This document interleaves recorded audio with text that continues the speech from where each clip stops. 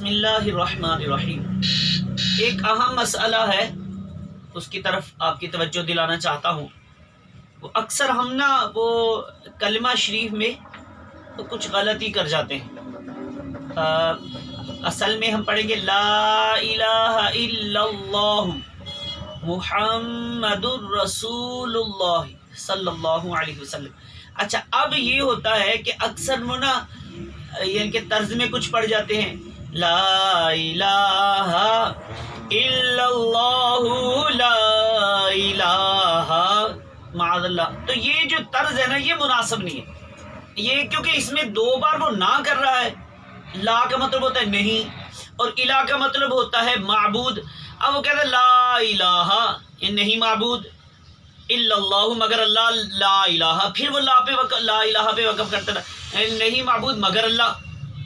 تو یہ کلمہ اگر آپ نے طرز کے ساتھ پڑھنا ہے یا طرز کے بغیر پڑھنا ہے، تو اس میں کلمہ جو ہے نا لا الہ الا اللہ ہو پہ ہی وقف ہونا چاہیے۔ طرز میں اس کی اجازت نہیں مل جائے گی کہ آپ نہ کرتے رہیں نا۔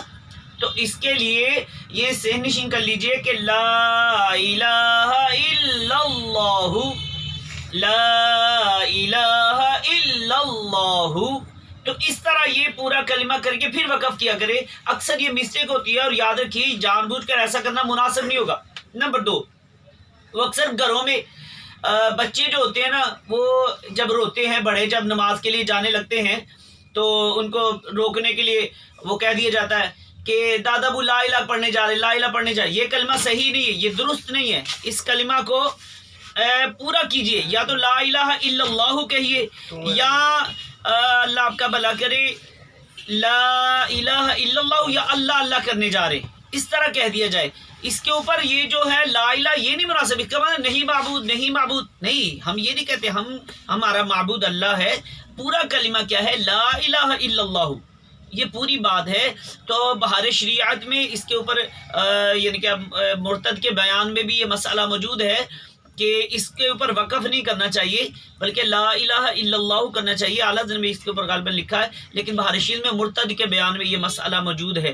تو آج میرا آپ کو ریکویسٹ یہ کرنے کا تھا کہ یہ مسئلہ جو ہے ذہن نشین کر لیجئے۔ ہم لا الہ تک نہیں رہیں گے، ہم الا اللہ پورا کلمہ پڑھیں گے، لا الہ الا اللہ، لا الہ الا اللہ۔ تو یہ ذہن نشین کر لیجئے، انشاءاللہ اس سے فائدہ ہوگا۔ اور ایسی ہی اور چیزیں بھی جو ہے اگر آپ سننا چاہتے ہیں انشاءاللہ کام کی باتیں، تو یہ چینل کو سبسکرائب بھی کیجئے اور شیئر بھی کیجئے، لائک کیجئے اچھی اچھی نیتوں کے ساتھ۔ انشاءاللہ اگر کسی کا ایمان بچ گیا، اس کا ایمان محفوظ ہو گیا، تو انشاءاللہ آپ کا بیڑا بھی پار ہوگا، میرا بیڑا بھی پار ہوگا۔ اللہ تعالیٰ عمل کی توفیق عطا فرمائے، آمین بجاہ النبی الامین صلی اللہ علیہ وسلم۔